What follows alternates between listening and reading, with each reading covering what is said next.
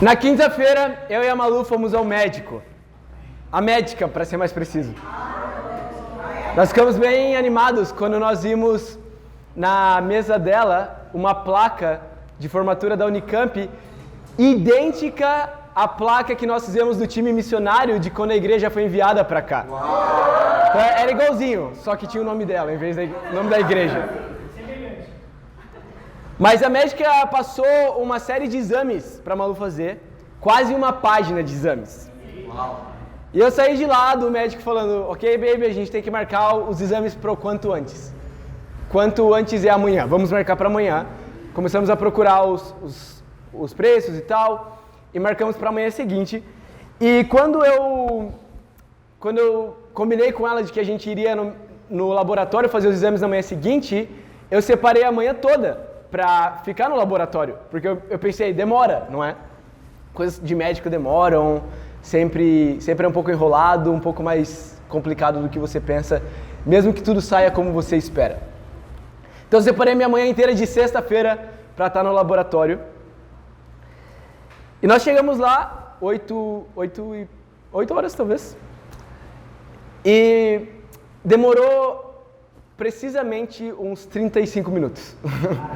Desde ser atendido até tirar o sangue, né? E você pode pensar, nossa, que bom, você ficou feliz, né? Não, eu fiquei frustrado. Porque eu pensei, nossa, eu tenho a manhã toda para ficar esperando alguma coisa, para ficar esperando ela sair do exame. E na minha cabeça, o que é tempo de esperar? Tempo de esperar é tempo de fazer nada, entende? Então, naquele tempo, eu ia ficar fazendo o quê? Ia ficar, sei lá, olhando notícias, mexendo no Instagram. Por quê? Porque era tempo de espera. E o que é tempo de espera? Tempo de não fazer nada.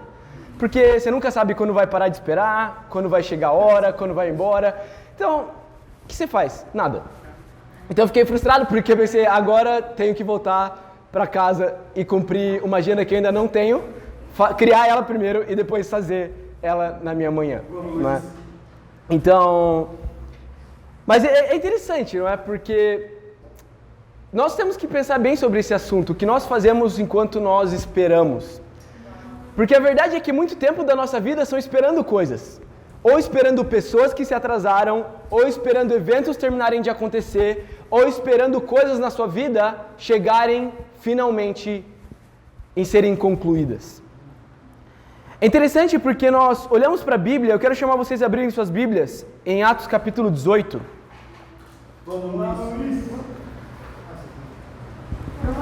Então hoje nós depois de muita espera, nós estamos voltando à nossa série de Atos. Então, no início do ano nós começamos Atos e paramos no capítulo 17 para fazer os princípios básicos.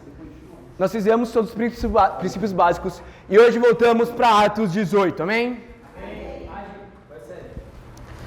Então é uma série no meio do caminho, valeu a pena esperar.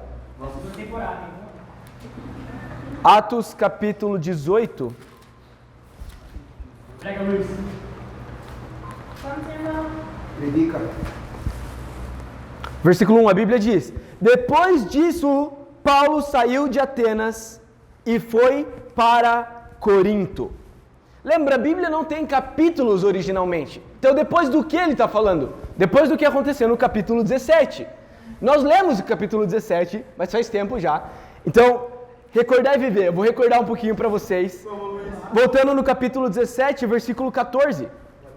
Olha o que a Bíblia diz, no versículo 14.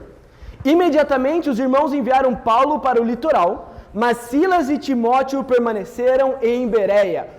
O que estava acontecendo? Eles tinham passado por Tessalônica, por Bereia, de onde nós conhecemos muito bem a prática dos bereanos, de ler as Escrituras, de onde nós tiramos nossa convicção de ler a palavra de Deus todos os dias. Amém. E a Bíblia diz que Paulo foi enviado para o litoral, para outro lugar, enquanto Silas e Timóteo ficaram em Bereia. Versículo 15. Os homens que foram com Paulo o levaram até Atenas, partindo depois com instruções para que Silas e Timóteo se juntassem a ele tão logo fosse possível. E aqui a gente vê como era o Espírito guiando os discípulos no primeiro século. Porque não sei se você percebeu, mas Paulo, Silas e Timóteo tinham acabado de se separar, e no versículo 15 fala que, assim que ele chega em Atenas, ele manda outros discípulos voltarem para Bereia para falar, para Silas e Timóteo terem pressa e irem se encontrar com Paulo. Então, possivelmente o plano era outro, mas ele pediu imediatamente para eles voltarem e, o quanto antes, irem até Paulo encontrá-lo. Versículo 16. Enquanto esperava por eles em Atenas, Paulo ficou profundamente indignado ao ver que a cidade estava cheia de ídolos. Então Paulo estava esperando por eles. Ele estava esperando por Silas e Timóteo se encontrarem com ele. E que a Bíblia fala que enquanto ele esperava, ele olhou para Atenas e ficou profundamente indignado com Atenas. Então, ao contrário de mim, Paulo não estava olhando o Instagram e o WhatsApp, ele estava observando a cidade e observando se eles estavam perto de Deus. Nós sabemos a conclusão do capítulo porque, dentre os muitos deuses que Atenas tinha, eles tinham um que se chamava Deus desconhecido. E o que Paulo faz, enquanto ele espera, ele prega a palavra de Deus. Então esse é um grande exemplo do que fazer enquanto espera, não é? Nós vamos estudar hoje o que fazer enquanto nós esperamos. Título da nossa aula: o que você faz enquanto espera? O que você faz enquanto espera? O versículo 16 conta que Paulo estava esperando por eles em Atenas. Mas aí ele prega poderosamente a palavra de Deus em Atenas e chega no capítulo 18, versículo 1 que nós lemos. Depois disso, depois de pregar, o capítulo 17 termina com Paulo pregando e, como toda pregação, causa um efeito duplo. Muitas pessoas acreditam, se rendem à mensagem, se tornam discípulos comprometidos, mas muitos odeiam a Paulo.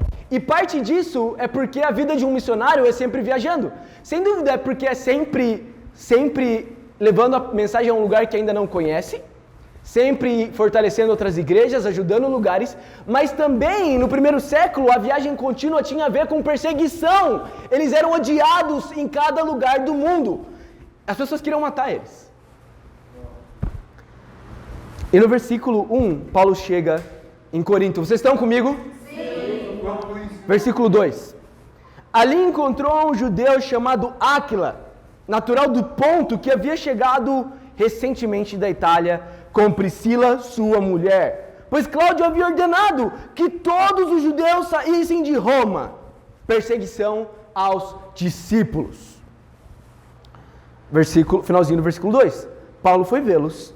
E uma vez que tinham a mesma profissão, ficou morando e trabalhando com eles, pois eram fabricantes de tendas. Todos os sábados, ele debatia na sinagoga e convencia judeus e gregos. Uau! E aí no versículo 5, a Bíblia diz: Depois que Silas e Timóteo chegaram da Macedônia, Paulo se dedicou exclusivamente à pregação, testemunhando aos judeus que Jesus era o Cristo. Então, a espera de Paulo demorou, mas chegou. A sua espera demora, mas vai chegar. Amém? Obviamente, se isso estiver na vontade de Deus. É bom falar isso, não é? É bom falar. Mas a espera de Paulo terminou. Silas e Timóteo chegaram.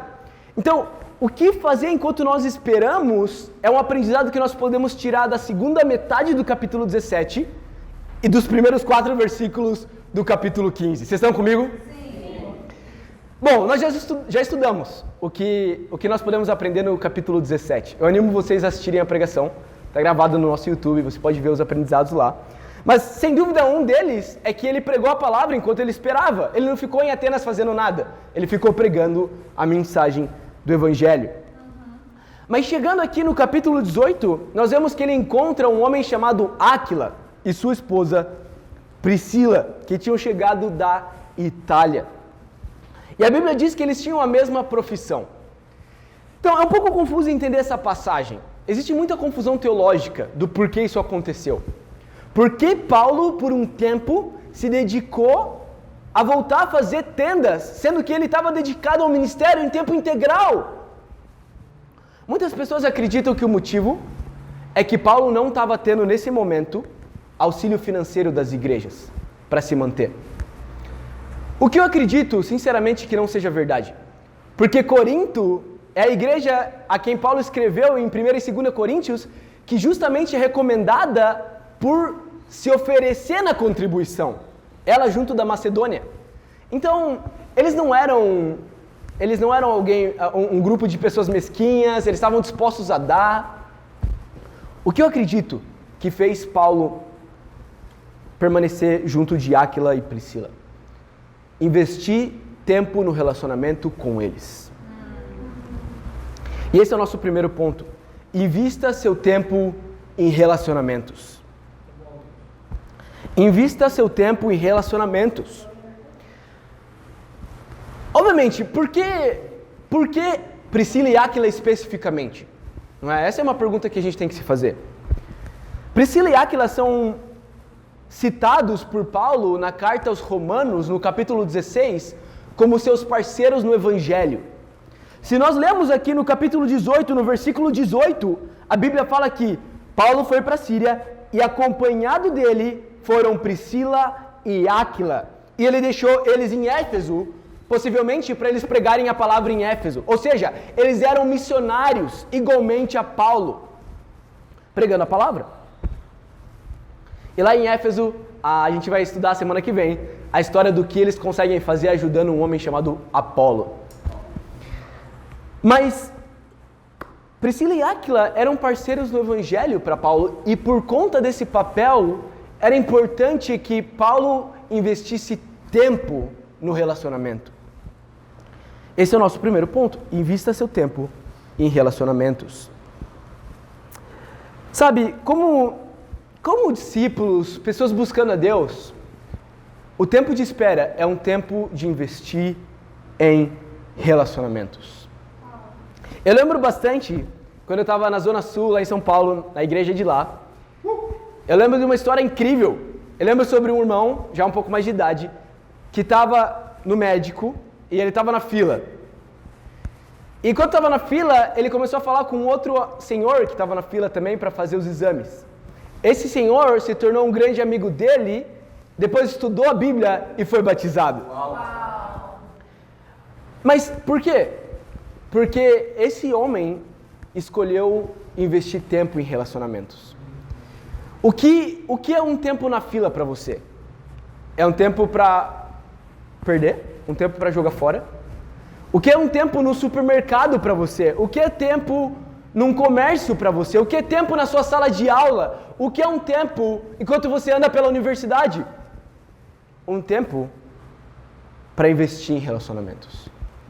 As pessoas estão sedentas por relacionamentos que verdadeiramente as conectam com Deus. Relacionamentos de proximidade, relacionamentos de amor, de entrega. E o que Paulo fez aqui? Ele investiu em um relacionamento.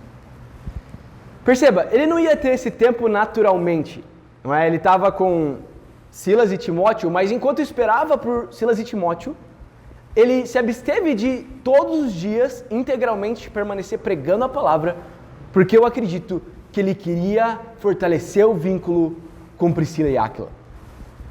E assim somos nós queremos fortalecer os nossos vínculos.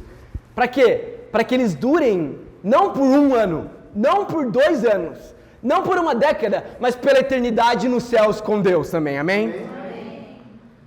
Por isso é importante investir em relacionamentos. Mas a verdade é que a maioria de nós tem preguiça de investir em relacionamentos. Tem preguiça de investir nosso tempo para as pessoas, ouvir elas, falar com elas, saber da vida delas, saber do que está acontecendo, do que houve, do que vai haver. E nós precisamos tomar essa decisão de entregar o nosso tempo, amém? Amém. Segundo ponto, invista o seu tempo na missão. Depois de Silas e Timóteo chegarem, o que acontece é que Paulo se volta 100% para a missão, 100% para a pregação, o que ele não tinha deixado de fazer, só tinha feito em menor intensidade durante o período em que ele esperava. No versículo 6, olha o que acontece. Opondo-se eles, e lançando maldições, Paulo sacudiu a roupa e lhes disse: caia sobre a cabeça de vocês o seu próprio sangue. Estou livre da minha responsabilidade. De agora em diante irei para os gentios. Então Paulo, ele viu que os judeus não estavam abertos à mensagem, que ele falou: eu vou para os gentios. Versículo 7. Então Paulo saiu da sinagoga e foi para a casa de Tício Justo, que era temente a Deus e que morava ao lado da sinagoga. Crispo, chefe da sinagoga, creu no Senhor, ele e toda a sua casa. E dos coríntios que os ouviam, muitos criam e eram batizados. Eles eram batizados imediatamente. Assim como em cada passagem da igreja. Versículo 9. Certa noite o Senhor falou a Paulo em visão: não tenha medo, continue falando e não fique calado, pois estou com você, e ninguém vai lhe fazer mal ou feri-lo, porque tenho muita gente nesta cidade. Assim Paulo ficou ali durante 1 ano e meio, ensinando-lhes a palavra de Deus. Sendo Galho procônsul da Caia, os judeus fizeram em conjunto um levante contra Paulo e o levaram ao tribunal, fazendo a seguinte acusação: este homem está persuadindo o povo a adorar a Deus de maneira contrária à lei. Então, aqui algo importantíssimo para nós notarmos. Na igreja do primeiro século, política e religião nunca foi misturada pelos discípulos, sempre pelos religiosos, sempre pelas pessoas que Jesus mais detestava. Sabe, nós precisamos viver pelos nossos princípios, mas entender que nossos princípios devem mover a nossa vida, não é? E um dos princípios é ganhar as pessoas. Um dos princípios é não ferir seus relacionamentos. E por isso, política em grande parte dos momentos do ministério de Jesus ou do ministério dos discípulos dele não estava presente na discussão. Quando Jesus foi perguntado sobre política, ele disse: dá a César o que é de César, dá a Deus o que é de Deus. No domingo, dia 30, vai votar, mas vem para o culto e vamos mudar todo o nosso coração para o nosso Deus, amém? Vamos lá, bem. E onde fica seu direito eleitoral? Obviamente, em votar, não é? Mas em não ferir a fé do seu irmão, não ferir a fé dos não cristãos, não ferir a fé das pessoas que pensam diferente de você e que precisam se aproximar de Deus, amém? Então eles queriam causar uma mistura, sabe? E uma mistura terrível. Nós precisamos entender, olha isso, que ainda o que houve no primeiro século, com Nero sendo um rei para Roma, que perseguiu os cristãos, foi Deus permitindo isso acontecer, para que o cristianismo se espalhasse por todo o mundo conhecido da época. Então não importa quem vai ganhar a eleição, não importa quem vai ganhar determinado cargo político, Deus vai usar qualquer coisa para o bem do avanço do evangelho, amém? Amém. Versículo 14. Vamos, Luiz. Quando Paulo ia começar a falar, Galho disse aos judeus: se vocês judeus estivessem apresentando queixa de algum delito ou crime grave, seria razoável que eu os ouvisse. Mas visto que se trata de uma questão de palavras em nome de sua própria lei, resolvam o problema vocês mesmos. Não serei juiz dessas coisas. E mandou expulsá-los do tribunal. Então todos se voltaram contra Sóstenes, o chefe da sinagoga, e o espancaram diante do tribunal. Mas Galho não demonstrou nenhuma preocupação com isso. Uau! Então, Galho era alguém, a Bíblia fala, ele era procônsul de Roma, da Caia, né? Mas a gente vê aqui que ele tinha bastante bom senso até, porque quando vieram para ele querendo ter uma discussão sobre a lei dos judeus e a lei romana, ele disse: essa lei é de vocês, não me importa isso. Então, ele teve mais bom senso que muitos cristãos nos dias de hoje. Ainda não sendo cristão. Por quê? Porque ele entendia que as duas coisas não deviam se misturar, na verdade. Versículo 18. Paulo permaneceu em Corinto por algum tempo. Depois despediu-se dos irmãos e navegou para a Síria, acompanhado de Priscila e Áquila, como eu falei. Antes de embarcar, rapou a cabeça em Cencreia e Cencreia, devido a um voto que havia feito. Chegaram a Éfeso, onde Paulo deixou Priscila e Áquila. Ele, porém, entrando na sinagoga, começou a debater com os judeus. Pedindo eles que ficassem mais tempo, não cedeu. Mas ao partir prometeu: voltarei, se for da vontade de Deus. Então, embarcando, partiu de Éfeso. Ao chegar a Cesareia, subiu até a igreja para saudá-la e depois desceu para Antioquia. Depois de passar algum tempo em Antioquia, Paulo partiu dali e viajou por toda a região da Galácia e da Frígia, fortalecendo todos os discípulos. E no versículo 24, a Bíblia começa a falar sobre o que acontece com Áquila e Priscila. Isso vai ficar para a semana que vem. Amém? Amém. Mas o que nós vemos aí? Paulo viajou e viajou e viajou em sequência. Por quê? Porque ele se desgastava em viagens pela missão. A Bíblia fala no versículo 23 que ele viajava da Galácia, da Frígia, para fortalecer os discípulos na fé. Fortalecer o quê? As convicções. Fortalecer a mente e o coração deles em Cristo. E é isso que nós estamos aqui fazendo. Nós temos nosso culto a cada domingo para todos nós fortalecermos a nossa fé em Deus. Amém? Amém. Mas também para nós lembrarmos da nossa missão. Qual a nossa missão? A nossa missão é, como Paulo, entregar a nossa vida pelo Evangelho. Ele fez isso trabalhando como integral no ministério, mas fez isso quando foi necessário também sem estar no ministério. E todos nós somos usados com menos tempo ou com mais tempo. E é muito inspirador olhar para cada um aqui e entender que cada um de nós dá o nosso melhor no tempo que nós temos. Seja com muito tempo ou com pouco tempo, nós damos tudo isso para Deus, amém? Mas quando nós estamos entregando tudo para Deus, nós também criamos expectativas, essa é a verdade. Quando você está estudando a Bíblia com alguém, quando você ensina a palavra de Deus, ou quando você discipula alguém, você tem expectativas, você espera, essa pessoa vai mudar, isso vai acontecer.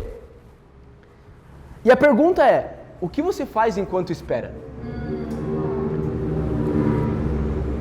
Quanto tempo vai levar para ela mudar? Você vai ficar focado só nela e, nossa, talvez um dia ela mude, isso vai acontecer. Sabe, talvez hoje você está esperando por batizar alguém, não é? Talvez sua expectativa é essa, eu quero batizar alguém o quanto antes. Mas o que você faz enquanto espera um batismo? Eu acredito que o que nós fazemos é batizar ainda outra pessoa enquanto esperamos. Amém. Enquanto essa não fica pronta, batizamos outra que já está pronta, amém? Por quê? Porque enquanto nós esperamos, nós fazemos algo a respeito. Você tem que decidir entre uma espera largada ou uma espera focada. Uma espera vai acontecer em algum momento. É isso. Eu dei para Deus. Agora é orar e orar e orar. Enquanto isso, deixa eu olhar um pouco o Instagram. Deixa eu ir para o médico, tomar um cafezinho do médico e passar amanhã lá, no ar-condicionado. Inclusive, eu tomei só um café. Que foi de saída já. Fiquei com vergonha de voltar, mas queria mais. Café de graça. Era com ficha. Não sabia.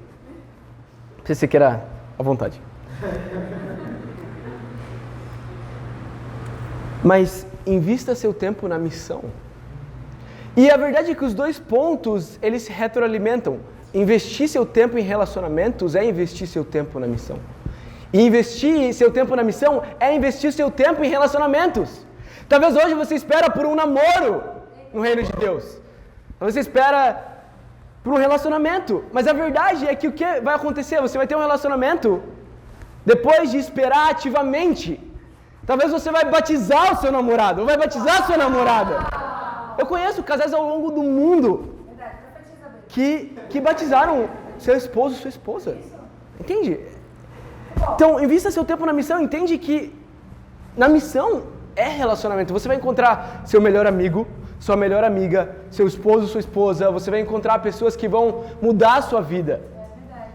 Sabe, foi muito especial quando eu estava na região sul, na missão na região sul.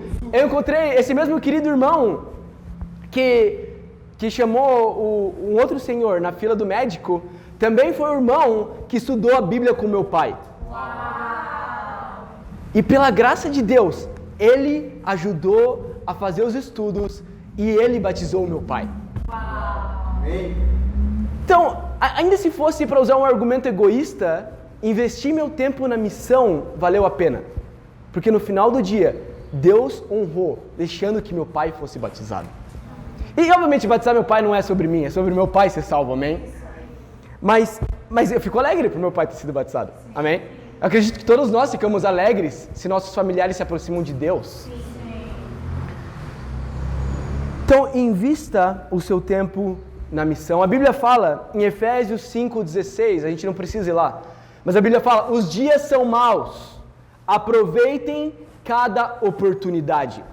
Eu lembro que quando eu fui batizado, eu tomava muito tempo para ir no mercado.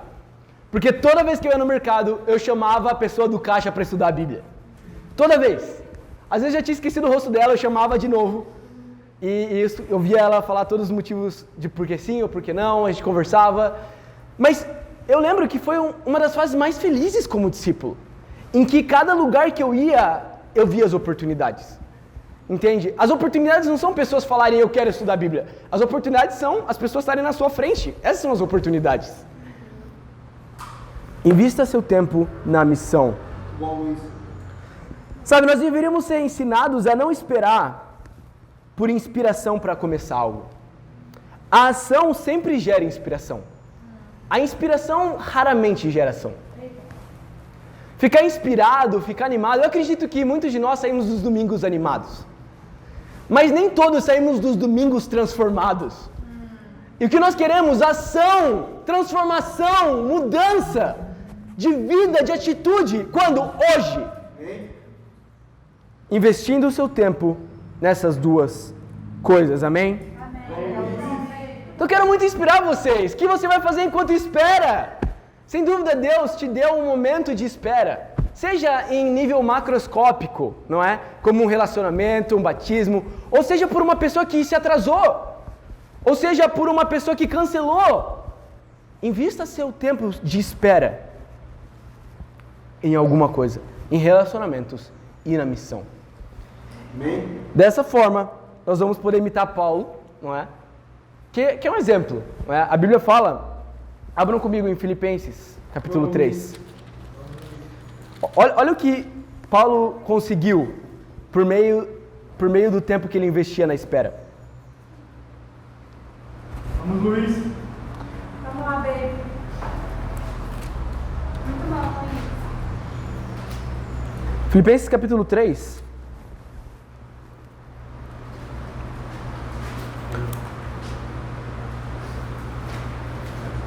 Versículo 7. De tanto investir o tempo dele de espera na vontade de Deus, olha o que aconteceu com a mente de Paulo. Ele teve o cérebro dele lavado por Deus. Ele começou a pensar diferente. É isso que nós estamos aqui essa manhã, para lavar nosso cérebro, para tirar todas as impurezas, todo o egoísmo, toda a vontade de fazer a sua vontade, para fazer a vontade de Deus. Versículo 7, mas para mim o que era lucro, passei a considerar como perda, por causa de Cristo. Mais do que isso, considero tudo como perda, comparado com a suprema grandeza do conhecimento de Cristo Jesus. Porque eu perdi todas as coisas, e eu as considero como esterco para poder ganhar a Cristo e ser encontrado nele, não tendo a minha própria justiça que procede da lei, mas é que vem mediante a fé em Cristo, a justiça que procede de Deus e se baseia na fé. O que Paulo fez? Ele parou de confiar na lei. E muitos de nós, ainda como cristãos, nós somos um pouco lei. Entende?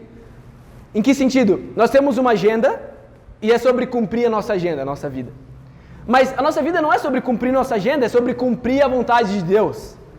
Então, às vezes, a vontade de Deus não é o que está na sua agenda e você precisa ter sensibilidade para obedecer a Deus e não sua agenda. Você não quer obedecer a agenda acima de Deus. Imagina, você está deixando de obedecer a família, obedecer a você mesmo, e você vai obedecer sua agenda acima de Deus. Nós queremos obedecer ao Espírito Santo de Deus que nos guia, amém? Assim nós vamos ter sensibilidade, nós vamos ter a capacidade de compreender o que Deus quer que eu faça com o meu tempo. O que Deus quer que eu faça com essa espera? Enquanto eu espero, o que eu vou investir? O que eu vou fazer? Em que Deus vai me usar? Se você faz isso, eu tenho fé de que você vai ter a mesma esperança que Paulo tinha, ser encontrado nele. É isso que nós queremos. Pegar a nossa espera e ir para mais perto de Deus para ser encontrados nele. Essa é a nossa esperança. Chegar no fim da vida e ser encontrados em Cristo. Por meio do quê? Da fé. Então eu quero inspirar você a ter fé. Se você pega seu tempo de espera e não desperdiça ele para ter o seu descanso, acredita em Deus. Deus vai te dar descanso. Amém. Deus vai te dar uma vida incrível. Versículo 10. Quero conhecer a Cristo, o poder da sua ressurreição e a participação em seus sofrimentos, tornando-me como ele em sua morte, para de alguma forma alcançar a ressurreição dentre os mortos. Versículo 12.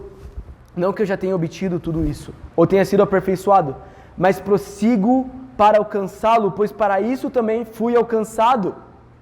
Irmãos, não penso que eu mesmo já o tenha alcançado, mas uma coisa eu faço, esquecendo-me das coisas que ficaram para trás e avançando para as que estão adiante. Prossigo para o alvo, a fim de ganhar o prêmio do chamado celestial de Deus, em Cristo Jesus. Que eu quero animar você. Não ficar mais pensando no tempo de espera que você perdeu no passado. Quero animar você a focar no tempo que você vai passar esperando pelas coisas do futuro.